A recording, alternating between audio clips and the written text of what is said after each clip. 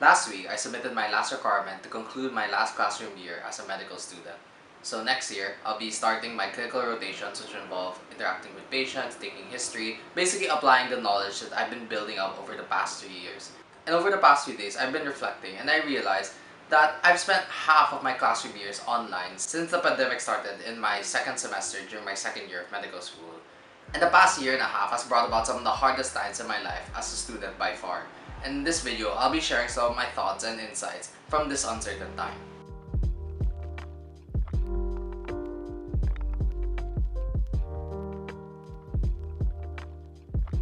So back in March of 2020, the Philippines went into quarantine and that basically shut down the entire school system.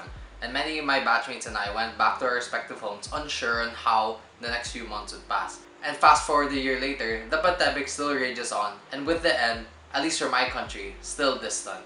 Schools adjusted to this problem by adopting a work from home setup, many employing different learning management systems such as Canvas or Blackboard to help distribute the online lectures to its students. However, despite online medical school on paper giving us more free time, it counterintuitively gives us less time because we end up spending more time with our schoolwork.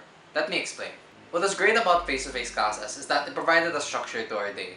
We didn't have to think about what to do next. We just, from Monday to Friday, from 8 to 5, you attend lecture, attend your lab, or attend your meetings, and you don't have to think about much of anything else. But strip that structure away and leave students to their own devices within the four walls of their home in an environment where there are many distractions from the internet to their mobile phones, then that's not probably gonna end well. This is because when you're forced to study in the same space where you normally sleep, or are forced to share a space with someone else, it's very easy to get distracted. And whereas you could opt to go to a quiet library or go to a quiet coffee shop to study, the situation that the pandemic put us in really gave us no other alternative. On top of this, there's also the social isolation brought about from this work from home setup, which only seems to magnify the problem. It's already a given that medical school is tough, but if you take away the support system that is composed of your peers who are going through the same trenches as you, it just makes that burden much harder. And this is reflected in many of the responses I got in my med school deep dive series when I asked my fellow medical students what they struggled with during the transition to a work from home setup. And many of them agreed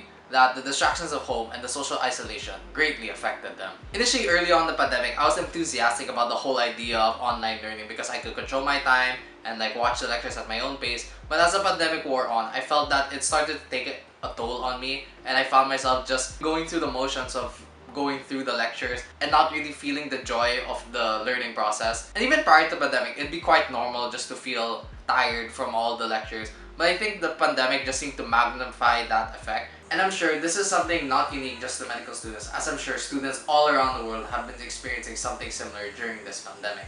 I recently came across an article from the New York Times that talks about this theme that accurately encapsulates what I think many students have been feeling over the past pandemic, and the term is languishing. And what languishing is that it's a state where you don't feel that you're thriving, but you're not exactly depressed as well. Is that you feel that you're in this limbo of you're just stuck in place. And I think for medical students, that's where we've been at, because for the most part, many of us are privileged enough to learn all these concepts about the human body. But at the same time, at least for Filipino medical students, we see what's going on with the health system and how healthcare workers are being treated and how the government here is handling the healthcare system. And it's not a very motivating sight to see of this is what we'll be experiencing once we're done with medical school and enter into the medical field. It kind of makes you feel that what's the point of studying pharmacology for the nth time if people are just gonna believe whatever fake news they come across on a Viber thread, and they're not gonna believe the students or even the healthcare professionals who are working very hard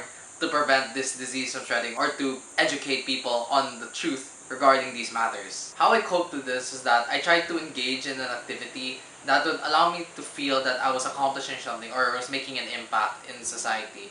And this came in the form of making my weekly YouTube videos. Initially, I was just getting my ideas out there in the hopes that people would see it. But I think I started seeing the fruits of my efforts about 6 months after, when I started getting messages on my Instagram of people saying how my tips on how to study for the NMAT and study tips and so on had helped them with their exams. And that gave me a sense of happiness knowing that my ideas were helping people out there. So to you, the viewer watching my videos, thank you so much for viewing them, whether you've been watching them since the start of my YouTube channel or just recently came across them.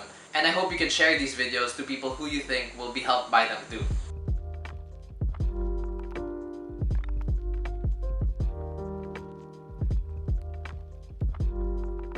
Now, having experienced more than a year of online medical school, as well as witnessed how the government has handled the pandemic situation, there are two things that have been running through my mind recently. One, what will be the role of online lectures for the medical education here in the Philippines moving forward? And two, if it's still a good idea to be a practicing physician here in the Philippines. Let's start first with the role of online lectures.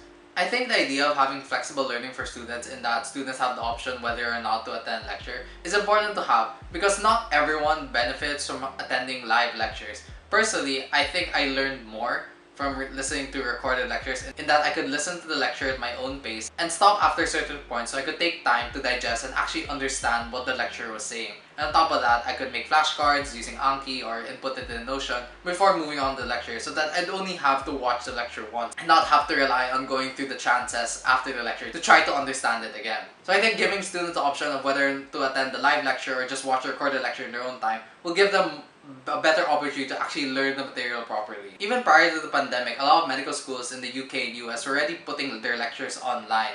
And I think this is something the Philippines has to adopt already. Given how much the field of medicine has progressed over the past few decades, I think it's time for the teaching methods to catch up as well. Now, if you're familiar with Doc Tara, one of the original med YouTubers here from the Philippines, she recently moved to the States in order to pursue her family medicine residency. And it's not a new thing when a Filipino decides to pursue their medical career abroad. Like, there have been plenty of Filipino doctors who've immigrated to States and other well-developed nations in order to pursue their careers. What I'm afraid of is that in light of the pandemic, an entire generation of future doctors has seen how healthcare workers are treated in this country. And I'm afraid that as a result, there will be a large exodus of those doctors once they all graduate.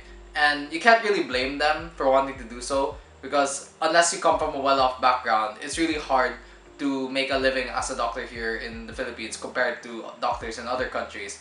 And with some medical students becoming the primary breadwinner of their families after they graduate, you can't really blame them if they want to prioritize the financial well-being of their family. And it's so easy to just virtue signal. They say they should serve the country, blah blah blah, but you really can't really understand their situation unless you're in their shoes, having to bear the burden that they bear. So given that we've seen how important the healthcare industry is and how overworked and underappreciated healthcare workers are in this country, I hope that moving forward, that there will be policy changes to increase the pay for these healthcare workers, so that we show that they value them and they don't end up leaving, and their country's hospitals don't become even more understaffed than they are now. So those are my thoughts from a year of online medical school.